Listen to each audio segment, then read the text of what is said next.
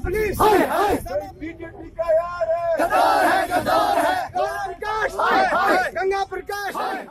मेरा नाम रियाज बढ़ाना है, मैं ऑल ट्राइबल कोऑर्डिनेशन कमेटी का जनरल सेक्रेटरी हूँ। तो क्यों प्रोटेस्ट कर रहे हैं आप? देखिए जनाब, आपको मालूम होगा कि यहाँ पे पिछली साल दफा जो आसफा का रेप और मर्डर किया गया, और उसमें एक अहम गवाह जो उसका वकील भी था तालिब हुसैन, एडवोकेट तालिब हुसैन, जिसको एक फ्रॉड केस के अंदर बुक किया गया है, फ्रॉड FIR लगा के उसको अंदर किया गया है, और अभी तक जो है उसको रिहा नहीं किया जाता है। जिस तरीके से हमने बहुत प्रोटेस्ट किए, बहुत कोशिशें की, लेकिन उसको अभी तक जो है रिहा नहीं किया जाता है।